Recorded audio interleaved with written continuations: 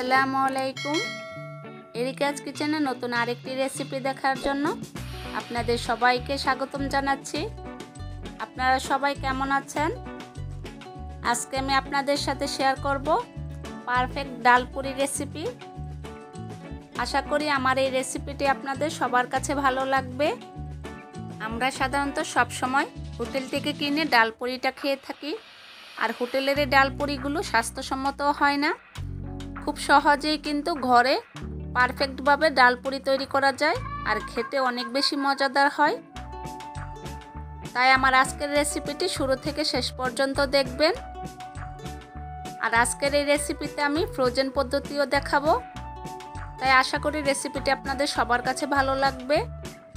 তাহলে চলুন দেখে নেওয়া যাক কিভাবে তৈরি করব। প্রথমে আমি একটি মিক্সিং বোল নিয়েছি আর দিয়ে দিব হাফ কাপ পরিমাণ মসুরের ডাল। এখন আমি পানি দিয়ে দিব।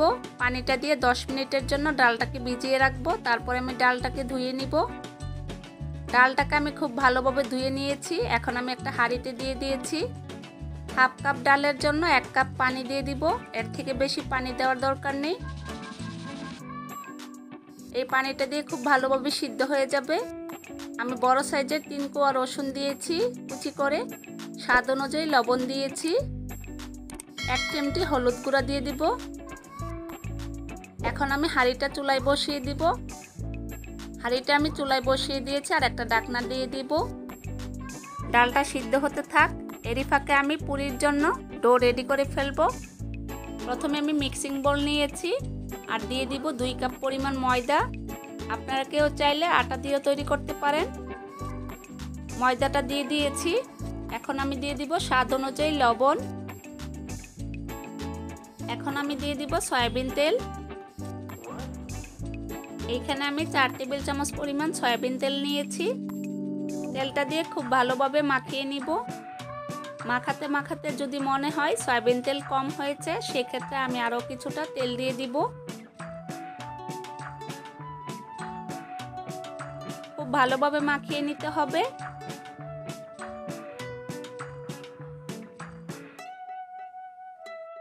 খুব ভালোভাবে মাখিয়ে নিয়েছি। যখন মুঠ করলে দেখবেন এভাবে দলা পাকিয়ে যাচ্ছে, তখন বুঝতে হবে তেলের পরিমাণটা একদম পারফেক্ট ছিল। এখন আমি নর্মাল টেম্পারেচারে পানি দিয়ে খামিটা মাখিয়ে নিব। আমি একসাথে বেশি পানি দিচ্ছি না, অল্প অল্প পানি দিয়ে একটা পারফেক্ট ডো তৈরি করে নিব। আপনারা কেউ যদি 1 কাপ ময়দা দিয়ে ডো তৈরি করতে চান, সেক্ষেত্রে 2 টেবিল চামচ পরিমাণ সয়াবিন তেল দিতে হবে।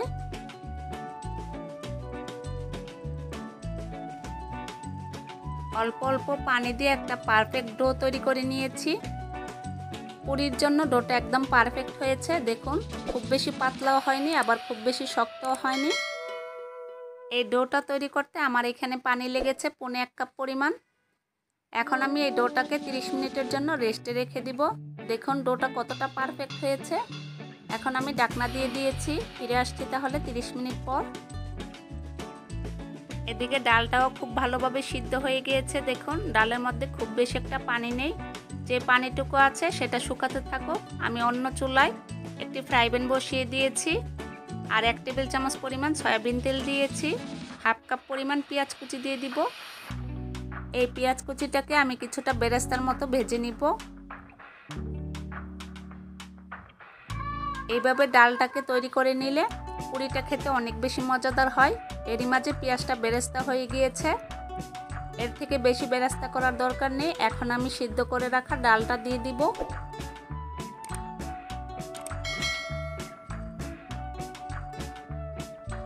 এখন আমি দিয়ে দিব 1 চা চামচ পরিমাণ চিলি ফ্লেক্স। আপনারা কেউ চাইলে কাঁচামরিচ কুচিও দিতে পারেন, তবে চিলি ফ্লেক্সটা দিলে খেতে বেশি ভালো লাগে।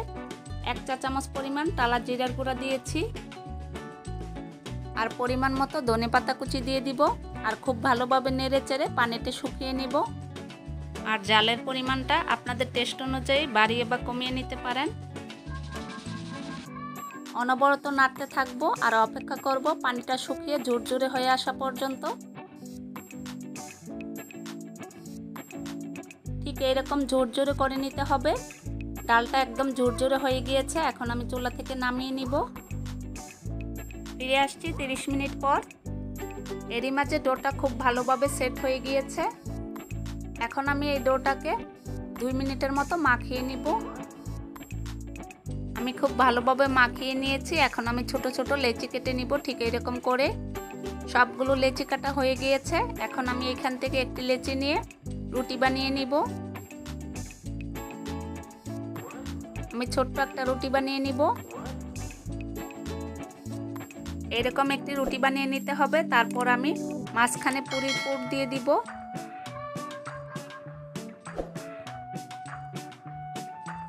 তারপর সব সাইড খুব ভালোভাবে হাত দিয়ে লাগিয়ে নিব। ঠিক এইভাবে আমি যেভাবে লাগিয়ে নিচ্ছি ঠিক একইভাবে আপনারা লাগিয়ে নেবেন। সব পাশ ঘুরিয়ে ঘুরিয়ে খুব ভালোভাবে সিল করে নিতে হবে। দেখুন ঠিক এইভাবে দেখুন তৈরি হয়ে গিয়েছে। এখন আমি রুটি বেলা ছাড়া আরেকটি পুর ঢুকিয়ে দেখাবো। একটি লেচি আমি হাতের তালুতে নিয়ে নিয়েছি আর আঙ্গুল দিয়ে চেপে ছড়িয়ে দিব। ঠিক এরকম ভাবে ছড়িয়ে দিতে হবে। এখন আমি পুর দিয়ে দিব মাঝখানে। ঠিক এরকম ভাবে করে নিতে হবে। দেখলেন তো কতটা সহজ। দুটি সহজ উপায়ে তৈরি করে দেখিয়েছি, যেটি আপনাদের কাছে সহজ মনে হয় সেভাবে করে নেবেন। দেখুন তৈরি করে ফেলেছি। আর একইভাবে আমি সবগুলো পুরিতে পুর ভরে নিব। আরেকটি রুটিতে আমি পুর ভরে দেখাচ্ছি। দেখুন মাঝখানে আমি ডালের পুরটা দিয়ে দিয়েছি। ঠিক একইভাবে আপনারা এভাবে তৈরি করে নেবেন। একইভাবে আমি সবগুলো পুরিতে পুর ভরে নিয়েছি। এখন আমি যেই জায়গাটায় পুরি বানিয়ে নিব সেই জায়গায় একটু তেল লাগিয়ে নিয়েছি। এখন আমি পুরিটা বেলে নিব। প্রেসার দিয়ে পুরি বেলা যাবে না, হালকাভাবে বেলে নিতে হবে। খুব বেশি প্রেসার দিয়ে পুরি বেলতে গেলে ভিতরের পুরটা বের হয়ে যেতে পারে।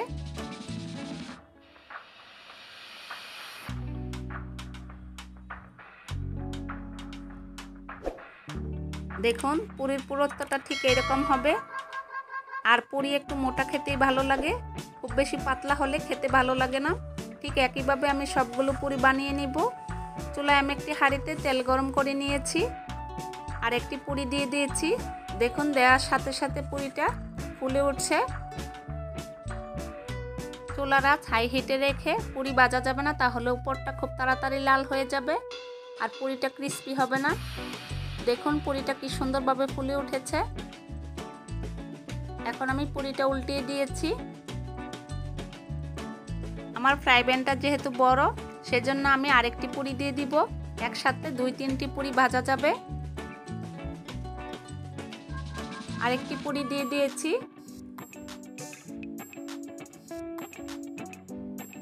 দেখুন এই পুরিটাও ফুলে উঠছে। খুব সুন্দরভাবে এই পুরিটাও ফুলে গিয়েছে। এখন আমি উল্টিয়ে দিব।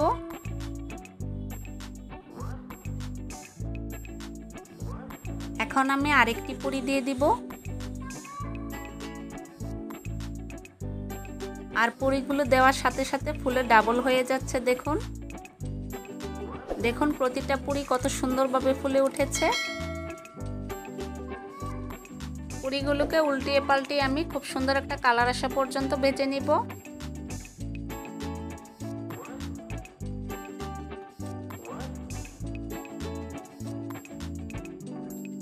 পুরিগুলো ভাজা হয়ে গিয়েছে। এখন আমি তুলে নিব। দেখুন কত সুন্দর একটা কালার এসেছে।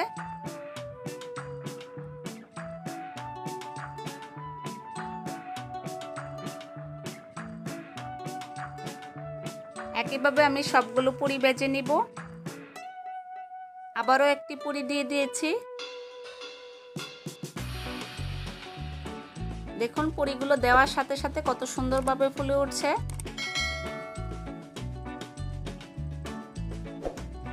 দেখলেন তো কত সহজে ঘরেই পারফেক্টভাবে ডাল পুরি তৈরি করা যায়। তাহলে আর হোটেল থেকে কিনে খাওয়ার কি প্রয়োজন।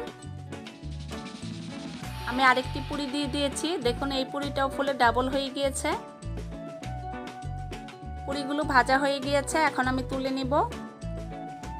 এখন আমি ফ্রোজেন পদ্ধতির পুরিটা দেখাবো।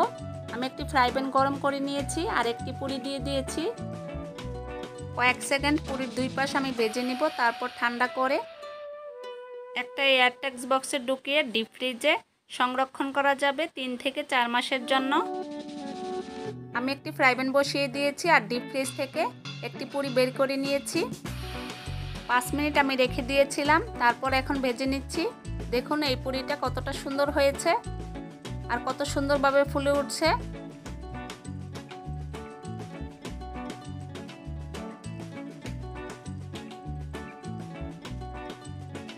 এই পুরিটাও ফুলে ডাবল হয়ে গিয়েছে। দেখুন পুরিটা ভাজা হয়ে গিয়েছে, আমি তুলে নিচ্ছি।